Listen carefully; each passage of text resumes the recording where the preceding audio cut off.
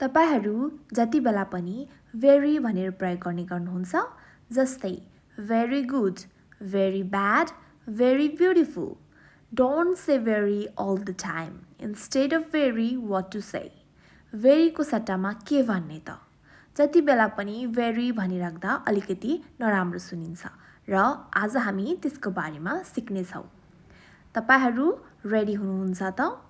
Let's learn it today. Very को सट्टामा हामी के भन्ने? Hello everyone, this is Srijana Bhusal and welcome back to my YouTube channel. If you haven't subscribed it yet, please do subscribe now and we will learn it today. Are you ready?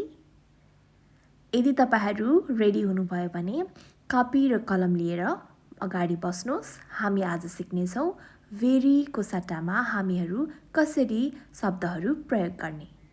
र सुरुमा रहेको छ very happy. तपाईहरू खुसी हुँदाखेरि very happy भन्नुहुन्छ। I'm very happy भनिराख्नु भन्दा अझै राम्रो I'm thrilled. I'm on cloud 9 भन्दा भयो। जस्तै she was thrilled with the news अथवा she has been on cloud 9 since she heard the news भन्नु पर्यो। त्यसैले very happy को सट्टा thrilled or on cloud 9 भनेर प्रयोग गर्नुस्। र अर्को रहेको छ very good. Oh, it's very good भन्नुको सट्टा तपाईहरू के भन्न सक्नुहुन्छ भन्दाखेरि amazing भन्न सक्नुहुन्छ अथवा fabulous अथवा awesome भन्न सक्नुहुन्छ। जस्तै तपाईहरूले he is very good भन्नु भन्दा he is so awesome, he is fabulous, he is amazing भन्नुभयो भने तपाईहरू नेटिभ इङ्ग्लिश स्पिकर जस्तै साउन्ड गर्नुहुन्छ र यो राम्रो पनि सुनिन्छ। र अर्को रहेको छ very tired. Very tired भन्नु भन्दा हजुरले exhausted भन्न सक्नुहुन्छ। I'm very tired भन्नु भन्दा I'm exhausted. For example, I had to work 7 days last week. I was exhausted by the end of the week भनेर भन्न सक्नुहुन्छ। र त्यसै गरेर हामीसँग अर्को रहेको छ very sad. I'm very sad today भनेर भन्नुभन्दा तपाईहरूले sorrowful or heartbroken or devastated भन्न सक्नुहुन्छ। For example, he was heartbroken after he lose the job भनेर भन्न सक्नुहुन्छ। sorrowful or devastated भनेर पनि भन्न सक्नुहुन्छ। अर्को छ very beautiful. यो त हामी धेरै नै प्रयोग गर्ने गर्छौं। She is very beautiful भन्छौं नि हैन?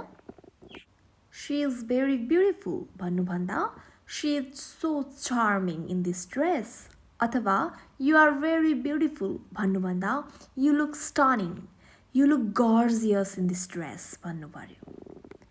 हामी जति बेला सुकै very प्रयोग गर्दा अलिकति बोर साउन्ड गर्न सक्छौं।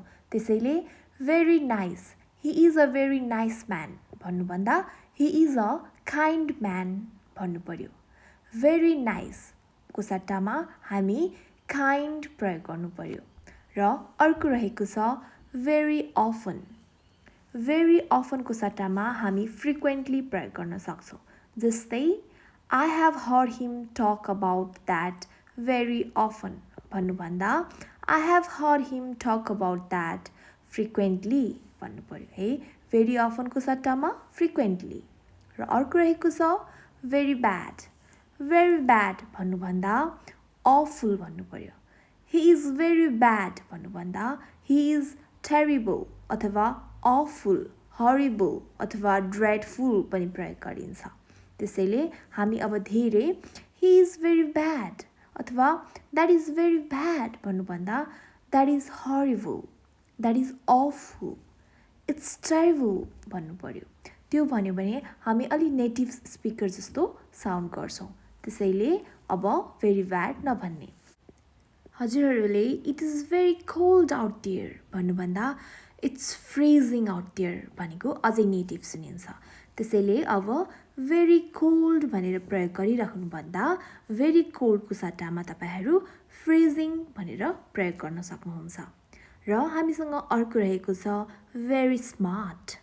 Very smart भनेको त तपाईहरुलाई थाहा छ नि हैन कोही राम्रो व्यक्तिलाई हामी he is very smart भन्छौं नि he is very smart भन्नु भन्दा he is intelligent. He is intelligent भनेर प्रयोग गर्नु पर्यो र अर्को रहेको छ हामीसँग very big. Very big कुनै पनि ठूलो वस्तुलाई हामीहरु very big भन्ने गर्छौं. Very big भन्नु भन्दा gigantic है very big भन्नुको सट्टा हामी के भन्ने त is gigantic. The place is gigantic भनेर प्रयोग गर्नु पर्यो. तपाईहरु कुनै ठूलो ठाउँमा पुग्नु भयो भने this place is gigantic भनेर प्रयोग गर्दा हुन्छ. Very big को सट्टामा gigantic. र अर्को रहेको छ very small. Very small धेरै सानो वस्तुलाई हामी के भनिन्छ त very small. अब यसको सट्टामा हामी के प्रयोग गर्न सकिन्छ tiny or minimal. Tiny or minimal अथवा her voice was tiny and quiet भन्न सकिन्छ है. or हजुरहरुले there is very small risks in this project भन्नु भन्दा there is only a minimal amount of risks in this project भनेको अझै राम्रो सुनियो. र अर्को रहेको छ very careful. Very careful को सट्टामा तपाईहरु के प्रयोग गर्न सक्नुहुन्छ त cautious भनेर प्रयोग गर्न सक्नुहुन्छ है. Very careful भन्नु भन्दा cautious भने पनि अझै नेटिभ सुनिन्छ. or he is a very careful driver भन्नु भन्दा he is a cautious driver भने पनि अझै नेटिभ सुनियो. त्यही भएर careful को सट्टामा cautious. र अर्को रहेको छ very clean.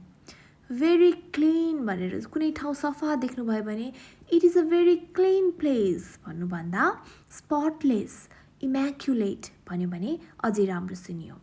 Oh, this place is immaculate or it's spotless भन्यो भने राम्रो सुनियो. तपाईहरुले very dirty भन्नु भन्दा के प्रयोग गर्ने तपाईहरुलाई थाहा छ? Very dirty भन्नु भन्दा filthy भनेर प्रयोग गर्नु पर्यो है. जस्तै his clothes are filthy भन्नु पर्यो. His clothes are very dirty भन्नु भन्दा his clothes are filthy. Very dirty भनेको filthy. र अर्को रहेको छ very ugly. Very ugly लाई अर्को शब्दमा very हटाउनु पर्यो भने hideous भनेर प्रयोग गरिन्छ. Very ugly, hideous. This place is very ugly भन्नु भन्दा this place is hideous भनेर प्रयोग गर्नु. Very ugly, hideous. र अर्को रहेको छ very clear. Very clear लाई हामीले अर्को शब्दमा obvious भनेर भनिन्छ. जस्तै कि the answer seems obvious enough to me. है the answer is very clear to me भन्नु भन्दा the answer seems obvious enough to me भन्नु पर्यो. तपाईहरुले very mean भनेको त सुन्नु भएको छ होला नि हैन. very mean लाई चाहिँ cruel भनिन्छ है. cruel भनेको चाहिँ निर्दय अथवा दया माया नभएको मान्छे भनेर चिनिन्छ. very mean भन्नु पर्यो भने cruel भन्ने. He is rich but he is very mean भन्नु भन्दा he is rich but he is cruel भनेर भन्नु पर्यो. र अर्को रहेको छ very old. Very old भन्नु भन्दा ancient भन्नु पर्यो.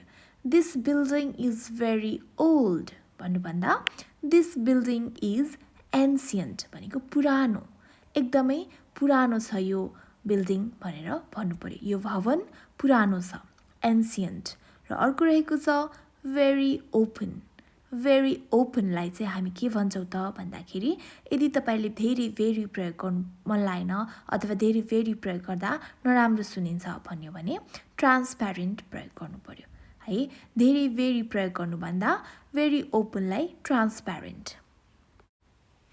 जस्तै तपाईको खुलेर बोल्ने बानी छ भने तपाईले I am very open भन्नु भन्दा I am transparent भन्नु पर्यो. I am transparent. र अर्को रहेको छ very fast. हामीले the children are learning very fast भन्नुको सट्टा the children are learning quick भन्नु पर्यो. quick भन्नु पर्यो very fast को सट्टामा.